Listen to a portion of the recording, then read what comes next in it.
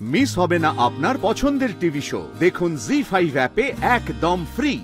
পর্বত তুল্য জ্বলন্ত তেজ রাশি সমপ্রভায় দেবী নৌকা পরে ধেয়ে চললেন সমর ক্ষেত্রে।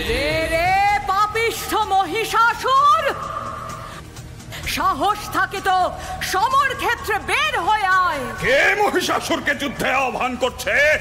তোর অন্তিম কাল আসন্ন। এক নারীর এত বড় স্পর্ধা, যুদ্ধ করবে মহিষাসুরের সঙ্গে? খড়গহস্তা দেবী পদার্পণ করলেন সমরাঙ্গনে অসুর নাশে।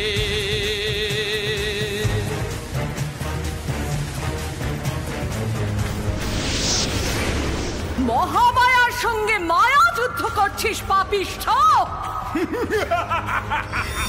মহামায়ার বিপুল জ্যোতি অগ্নিপক্ষের পাখায় ত্রিলোক ভুবন ব্যাপ্ত করে স্বর্ণ আলোক ধারায় অদৃশ্য মহিষাসুরের মায়ার জাল ছিন্ন করে দিল। অসুর প্রকট হয় আবার, শত শত মহিষাসুর বিশাল তাদের আকার। তারা ঘিরে ধরে চণ্ডিকাকে প্রবল ধূম্র জালে। মহিষাসুর শত সহস্র রূপ ধরে ঘিরে ধরে ধূম্র জালে মহামায়া শঙ্করীকে।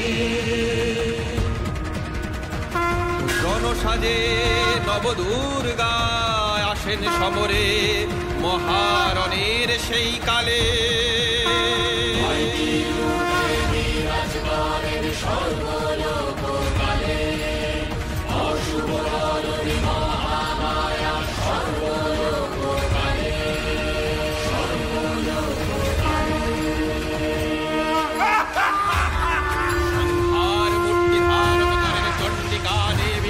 বিশ্বকামের ত্রাসে অসুর শক্তির অহংকারে পর্বত সমান আকার নিয়ে ভীষণ গর্জনে বিশ্ব পরিব্যাপ্ত করে সেই পর্বত নিক্ষেপ করে মহাদেবীর দিকে।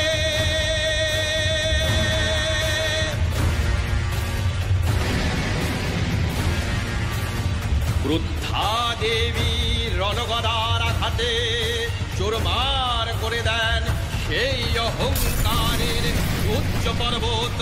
বলেন সিংহ বাহুঞ্জায় গর্জি, হায় মহিষ পানে।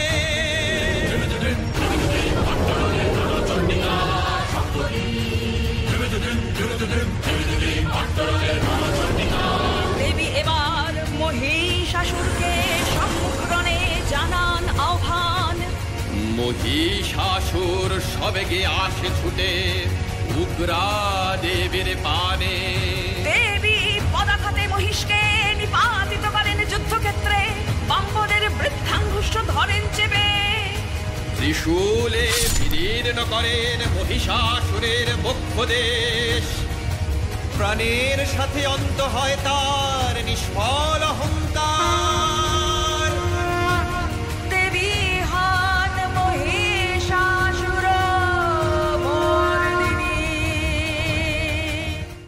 জি5 ডাউনলোড করুন আর সব এপিসোড দেখুন একদম ফ্রি।